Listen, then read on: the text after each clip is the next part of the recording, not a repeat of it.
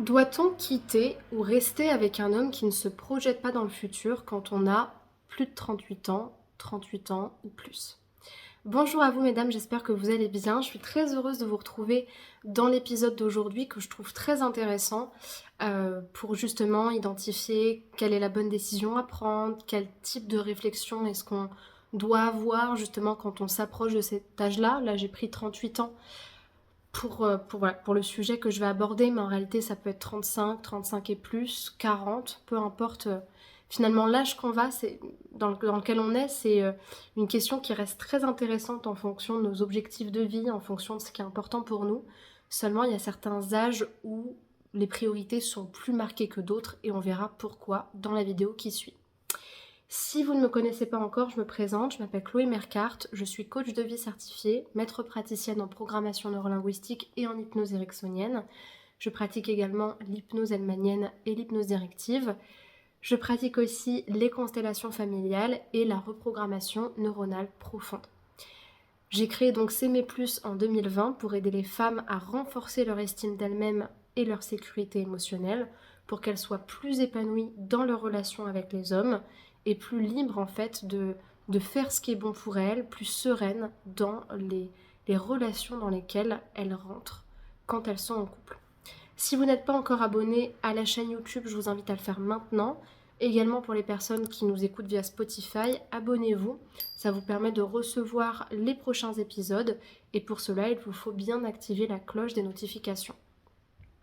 J'ai également créé pour vous une formation offerte qui s'intitule Les 3 axes thérapeutiques à renforcer pour sortir des schémas de dépendance en amour. Et à la fin de la formation, vous avez une surprise, donc je vous invite à bien la regarder jusqu'à la fin. Donc pour la télécharger, vous avez le formulaire à remplir et il est sur le 2e lien proposé dans la description de cet épisode. Donc vous pouvez le faire maintenant. Alors moi je trouve que cette question-là, partir ou rester, c'est une question hyper intéressante et j'ai pris ce sujet-là d'une part parce que finalement les femmes que j'accompagne, elles sont dans cette tranche d'âge-là. Les femmes que j'accompagne, elles ont même une moyenne d'âge d'une quarantaine d'années, 40, 45 ans. Et j'ai souvent des femmes voilà, qui sont dans ces situations-là, qui veulent avoir une réponse. J'ai rencontré tel homme, mais j'ai tel âge, j'avance dans ma vie, j'ai envie d'avoir une famille, j'ai envie d'avoir des enfants, de me marier. Et en fait, l'homme que j'ai rencontré ne veut pas se projeter, il sort d'une relation compliquée, il a tel problème, tel truc, tel machin.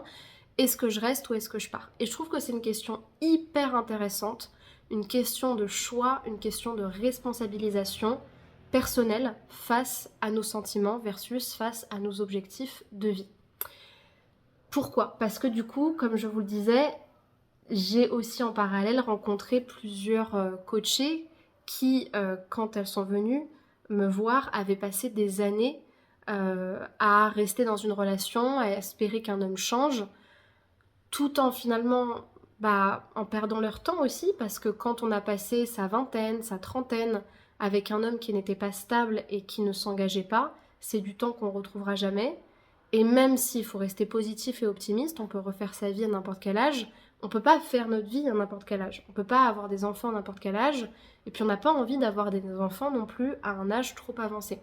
Malheureusement, des fois, il y a des expériences de vie qu'on vit, qu'on ne peut pas anticiper et qui font que on se retrouve à un certain âge célibataire. Et c'est pas que de votre faute, hein, les filles, c'est pas que de votre responsabilité. Mais il se trouve que cet âge-là, il est charnière pour une femme parce que c'est un âge où, d'un côté, on a encore le temps d'avoir des enfants, on a des moyens pour pouvoir préserver nos ovocytes, etc. Et de l'autre, en fait, on voit nos copines qui sont déjà mamans, qui sont mariées depuis plusieurs années, et on a l'impression d'avoir encore une vie de jeune de 25-30 ans, alors qu'en fait, on a envie d'avancer. Et en même temps, on a envie aussi de donner notre chance à cette relation-là. Et c'est tout à fait compréhensible. Donc d'un côté, j'ai envie de vous dire que dans la vie, finalement, on peut pas prévoir grand-chose. Des fois, on fait des promesses et les promesses, on peut pas les tenir. Et en amour, c'est encore plus le cas. On se promet de s'aimer, on se promet de changer. Et en fait, des fois, on peut pas répondre à ces promesses-là. Mais moi, je trouve que par rapport à l'engagement, c'est peut-être un petit peu dur ce que je vais dire. C'est peut-être un peu dur parfois. Pour moi, l'engagement, c'est un petit peu comme l'argent. C'est-à-dire que tant que vous ne l'avez pas sur votre compte, je trouve que des fois c'est utile de se dire ça. Tant que j'ai pas, entre guillemets, c'est une image, it's a metaphor, hein, pas obligé de prendre tout au premier degré, mais tant que j'ai pas la bague au doigt, eh ben j'ai pas la bague au doigt en fait. Donc je trouve que des fois c'est utile de se le rappeler. Oui, c'est vrai qu'on va pas, euh, mettre la corde au cou à un mec qu'on ne connaît pas, on va pas faire un enfant avec un homme qu'on connaît pas, on va pas se projeter au bout de 3 mois avec quelqu'un qu'on ne connaît pas, qu'on vient juste de rencontrer, c'est vrai. Oui, c'est vrai aussi qu'il y a des histoires qui se font alors que rien n'était prévu, tout s'est fait d'une manière fluide, etc. Mais ce n'est pas le cas de tout le monde.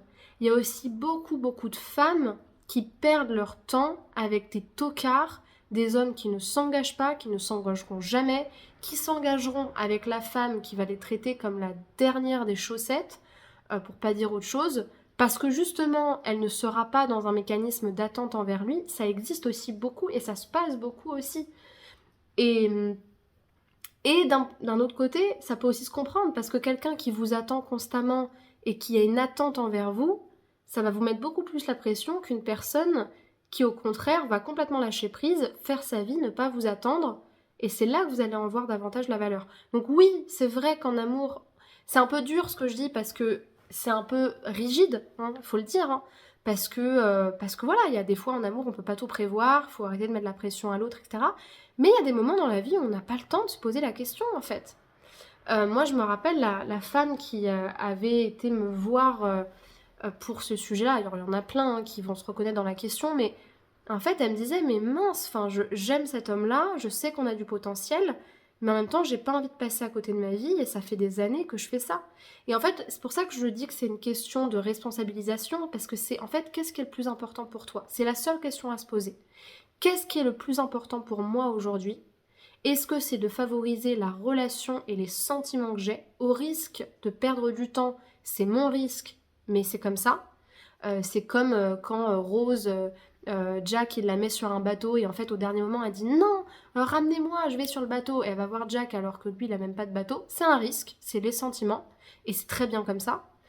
Ou est-ce que finalement, ce qui est le plus important pour vous, c'est vos projets et ça, on peut pas l'expliquer en fait. À un moment donné, et même le projet, ça peut être juste être choisi par quelqu'un, m'engager, me marier.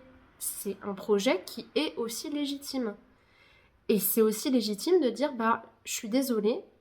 Enfin non, je m'excuse même pas en fait. Je suis dans une étape de ma vie où moi j'ai envie de m'engager, je sais ce que je veux. Et donc je m'autorise à renoncer à des personnes qui, elles, ne savent pas ce qu'elles veulent. Point.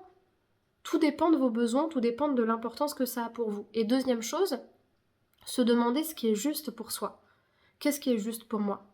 Moi, ce que j'aime bien quand même rappeler, c'est que souvent dans les thématiques d'engagement, les femmes, souvent, ce qu'elles pensent, c'est mais Chloé, si je lui dis ça, si je pose mes besoins comme ça, est-ce que je vais pas trop les imposer? Est-ce que c'est pas trop tôt? Est-ce que c'est pas trop ci? Est-ce que c'est pas trop ça? Les amis, juste vous rappeler, moi je trouve ça hyper intéressant, que chez les couples religieux, que ce soit les chrétiens, que ce soit les musulmans, que ce soit les juifs, que ce soit d'autres religions, les gens hyper religieux, les mecs qui se fréquentent la première fois, premier rendez-vous, tu veux des gosses? Oui, non. Si tu veux pas d'enfants, tu dégages. Tu veux te marier? Oui, non. Si tu veux pas te marier, tu dégages. On a tel truc en commun? Ok. Tel truc, tu sais faire ça, tu sais faire ça. On parle de la vie en commun. Et après, un mois après, ils sont fiancés. Et des fois, 6 mois après, même pas un an après, ils sont mariés, ils ont des enfants. Est-ce que c'est bien? Est-ce que c'est pas bien? Est-ce que c'est trop? Est-ce qu'on n'est pas dans le truc? On questionne pas? Peu importe, mais moi ce que j'aime bien là-dedans, c'est se rappeler que vos histoires de mais je vais être trop chiante si je lui demande de s'engager, c'est juste votre réalité. Parce qu'il y a des hommes qui sont hyper précis sur ça en fait. Et là encore, je donne l'exemple extrême des personnes qui sont pratiquantes, mais c'est aussi le cas d'autres hommes. Il y a d'autres hommes qui savent exactement ce qu'ils veulent et qui savent vous dire quand ils sont sur un site ou quand ils vous rencontrent dans la vie, écoute, moi je cherche du sérieux, donc en fait c'est ce que je veux, est-ce que c'est ok pour toi aussi? Très bien. Et même sans aller dans l'extrême de l'extrême, que l'engagement se fasse assez rapidement, c'est-à-dire que dans les mois de fréquentation, la relation s'oriente vers de l'engagement. Donc, vous voyez, pour moi, c'est un peu, si je fais le parallèle avec le professionnel, parce que moi, ça me parle beaucoup, c'est les gens, par exemple, qui disent ouais, mais on peut pas réussir tel projet, on peut pas en vivre. Mais est-ce que tu sais qu'il y a des millions de personnes qui vivent de ce que tu rêves de faire et qui réussissent leurs rêves et qui en vivent? Enfin, c'est ta réalité, c'est tes croyances. Mais il y a d'autres réalités dans le même monde dans lequel t'es, dans le même pays dans lequel t'es, dans la même ville dans laquelle t'es, où les personnes réussissent là où toi tu penses que tu ne peux pas réussir. Donc c'est pour ça que pour moi c'est un peu une question de fréquence de vibration, d'univers, de réalité. C'est j'arrête de me connecter à des hommes qui, dès que je leur parle d'engagement, ils ont une crise d'urticaire, et je me connecte aussi à des hommes qui ont les épaules pour ça et qui, dans leur manière d'être, dans leurs valeurs, dans leur maturité émotionnelle, sont capables de ça. Donc je trouve ça hyper intéressant. C'est ça que je voulais vous dire aussi pour vous faire comprendre deux choses.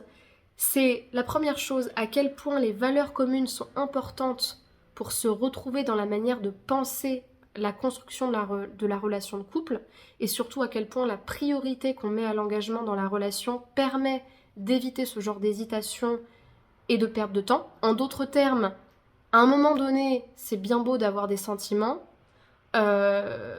sauf que si vous n'êtes pas d'accord sur la priorité, c'est-à-dire s'engager ou kiffer la life et ne pas se prendre la tête, ça va être compliqué de construire quelque chose. Donc si déjà sur la notion d'engagement on n'est pas d'accord, ne serait-ce que sur la relation, ça va être difficile. Donc les valeurs communes dans déjà la base de la relation sont très importantes.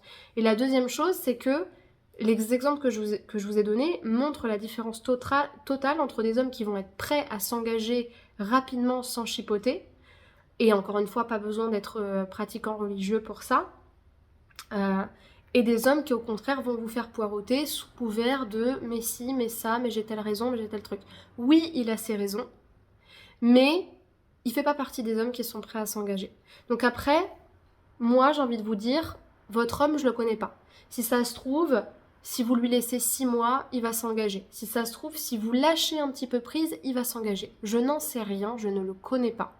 Tout ce que je peux vous dire, c'est que vous faites un choix. Quand vous faites le choix de lui donner du temps et de lui donner le bénéfice du doute et d'accepter la situation. C'est un choix, c'est peut-être le bon choix, je ne connais pas cette personne-là, c'est peut-être le bon choix, mais c'est un risque. C'est le risque de perdre du temps, et puis c'est le risque aussi de voir quelque chose éclore.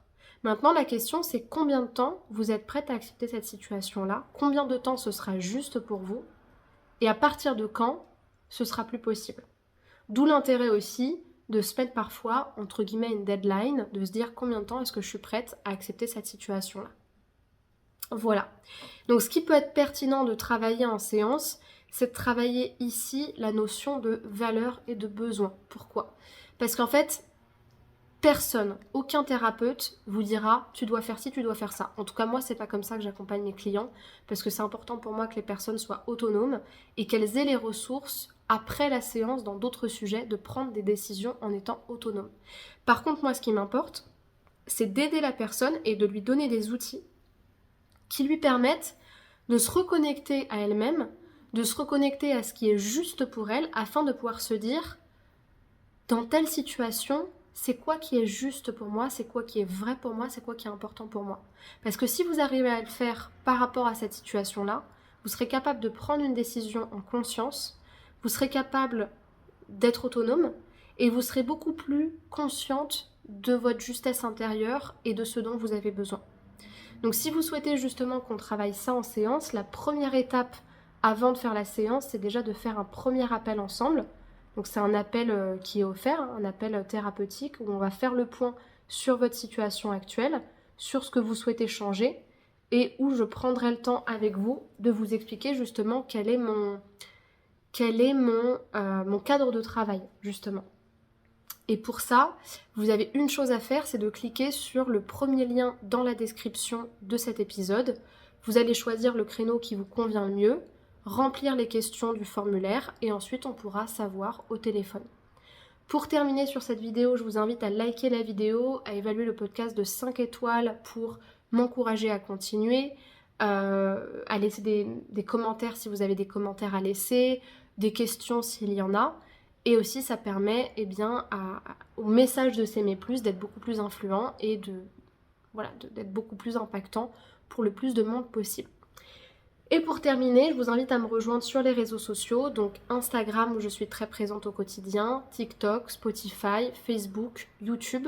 Vous avez tous mes identifiants juste là qui s'affichent et mes liens pour me rejoindre en description. Prenez soin de vous et à très bientôt pour un prochain épisode. Au revoir.